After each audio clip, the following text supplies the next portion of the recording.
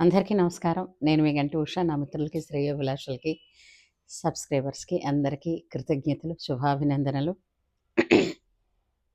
ఈరోజు కార్తీక పురాణం, కార్తీక మాస వ్రత మహత్యం 28వ అధ్యాయం.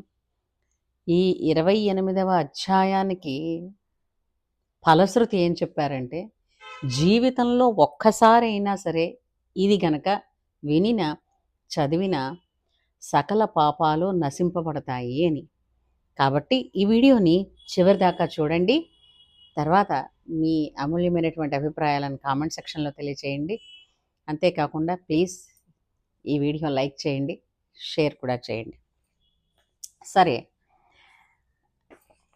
కార్తీక మాస వ్రత మహత్యం గురించి కార్తీక పురాణం రూపంలో స్కాంద పురాణాంతర్గతంగా ఏ విషయాలైతే చెప్పబడి ఉన్నాయో వాటిని వశిష్ఠ మహర్షుల వారు జనక మహారాజు గారికి వినిపిస్తున్నారు.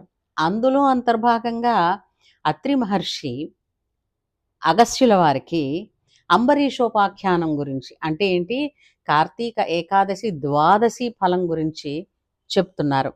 ఇందులో ఒక విశేషం ఏమిటంటే,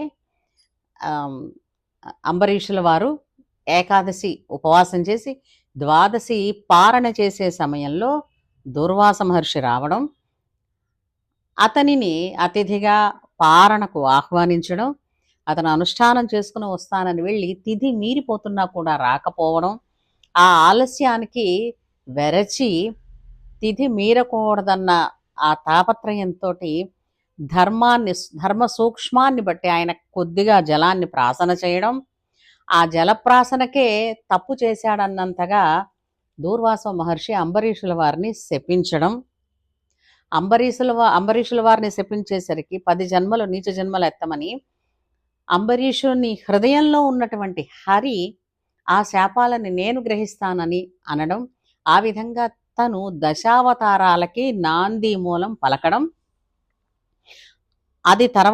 దాని తర్వాత కూడా మళ్ళీ శపించబోబోనుతుంటే హరికి కోపం వచ్చి సుదర్శన చక్రాన్ని ప్రయోగించడం, ఈ సుదర్శన చక్రానికి భయపడి దూర్వాసుడు ముల్లోకాలు తిరగడం, ఎవరైనా తనని రక్షిస్తారని, ఎవరూ రక్షించరని తెలిసిన తర్వాత, రక్షించలేరని తెలిసిన తర్వాత తిన్నగా వైకుంఠధామానికి వెళ్ళి హరినే శరణు వేడడం.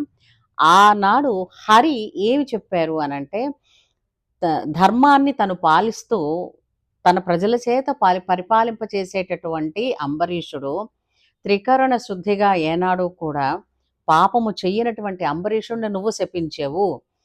అంటే జలప్రాసన అన్నది ఉపవాసం రోజున కూడా జలప్రాసన చేస్తారు కదా, అది తప్పు కాదు కదా అని చెబుతూ, నీవు ఈశ్వరుడితో సమానమైనటువంటి తేజస్సు గలవాడు దూర్వాస, నీ శాపం అమోఘమైనది కాబట్టి నేను ఆ 10 జన్మలని తీసుకున్నాను. కానీ మరి ఒక శాపము నువ్వు పెడతానంటే ఆ శాపాన్ని భరించగలవారెవరు?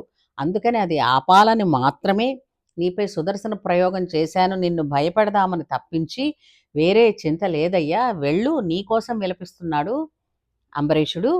ఎందుకంటే ఒక రాజుకి ఉన్నటువంటి ధర్మం ఏంటంటే తన ప్రజలని కాపాడడం, ప్రజల చేత ధర్మాన్ని అనుష్ఠింపచేయడం. అలాగే క్రూరుడైనప్పటికీ బ్రాహ్మణుని హింసించకూడదు, బ్రాహ్మణుని ధిక్కరించకూడదు, బ్రాహ్మణునిపై అస్త్రం ఉపయోగించకూడదు అన్నటువంటి ధర్మాన్ని పాటించేటటువంటి వాడు. తన వలన ఏ బ్రాహ్మడికైనా ఇబ్బంది కలిగినచో ప్రత్యక్షముగా కానీ పరోక్షముగా కానీ బ్రహ్మహత్యకు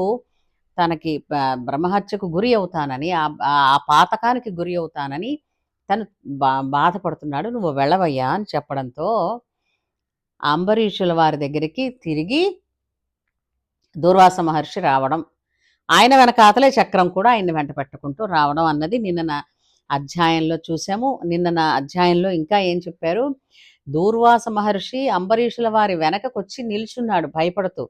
నిల్చుంటే అతనిని కౌగలించుకుని తాను సుదర్శన చక్రానికి ఎదురకుండా నిలిచి తనతో మాట్లాడుతున్నాడు అనమాట. అంటే ఏంటి, తనని అంటూ వచ్చిన వాళ్ళని, బ్రాహ్మణుని రక్షించడం అన్నది రాజు యొక్క ధర్మం కాబట్టి తను విష్ణు చక్రానికి, సుదర్శన చక్రానికి ఎదురు నిలిచి మాట్లాడుతున్న దాంతో నిన్నటి అధ్యాయం పూర్తయింది. ఈరోజు ఏమిటి చెప్తున్నారనంటే,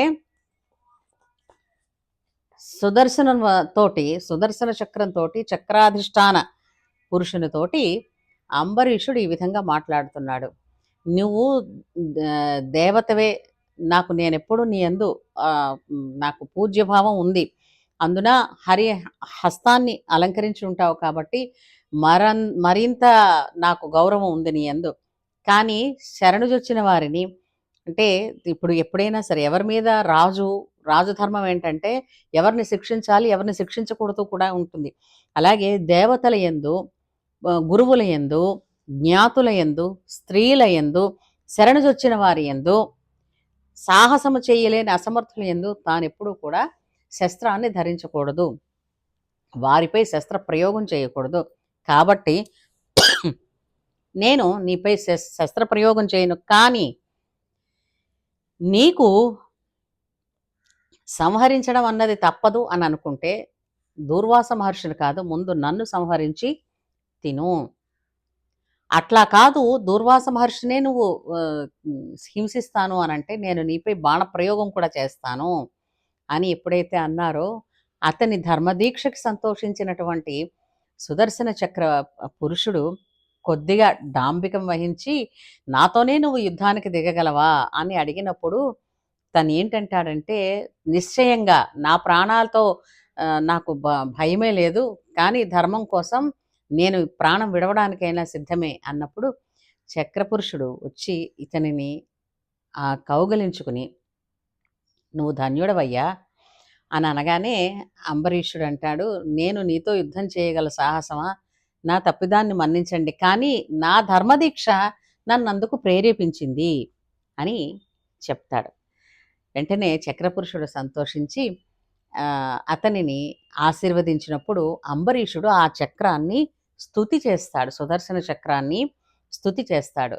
ఈ అధ్యాయంలో చెప్తున్నది ఏంటంటే అంబరీషకృత సుదర్శన స్తుతి అని. ఈ స్తుతిని ఎవరైతే పారాయణ చేస్తారో వారికి జీవితంలో ఎప్పుడూ కూడా మరణ భయం ఉండదు. అంటే దుర్మరణం చెందాలన్న అటువంటి భయం ఉండదు, పీడలు కలగవు, రోగబాధలు ఉండవు, శత్రుబాధలు ఉండవు. అలాగే సకల భోగ మోక్షదాయకమవుతుంది. ఎల్లవేళలా ఆ సుదర్శన స్తుతి ఎప్పుడు కవచంలా కాపాడుతుంది. ఆ కవచంలా కాపాడేది మా ప్రాణానినే కాదు, అతని భక్తిని కూడా కాపాడుతుంది. కాబట్టి ఎవరైనా సరే ఈ అధ్యాయాన్ని జీవితంలో ఒక్కమారైనను వినేవారికి భోగములు పొంది అంతమంది మోక్షం పొందుతారు అని చెప్పి ఇందులో చెప్తున్నారు. అయితే ఆ రోజు మంచి రోజు కాబట్టి నీవు నన్ను సంహరించి నాకు మోక్షాన్ని ఇయ్యని చెప్పి కూడా సుదర్శనుడు అన్నాడు. అయితే తర్వాత ఏం జరిగింది అంటే, వీళ్ళని ఆశీర్వదించి సుదర్శనుడు వెళ్ళిపోయాడు. అంబరీష దూర్వాస సంభాషణం ఏమిటన్నది 29వ అధ్యాయంలో చూద్దాం. మరి ఇది మనందరం విన్నాం కదండి. నాకైతే చాలా బాగుంది వాళ్ళ అధ్యాయం. ధర్మదీక్ష, ముఖ్యంగా అంబరీషుని ధర్మదీక్ష చాలా మనకి స్ఫూర్తినిస్తుంది. ధర్మమేవ జయితే, ఎప్పుడైనా ధర్మాన్ని అంటిపెట్టుకున్నప్పుడు దేవతలు సైతం రక్షణ ఇస్తారు మనకి అన్నది ఇందులో విశదమవుతోంది. కాబట్టి రేపటి అధ్యాయంలో మళ్ళీ కలుసుకుందాం. అంతవరకు సెలవా మరి. లోకా సమస్త సుఖినో భవంతు. ధర్మమేవ జయితే.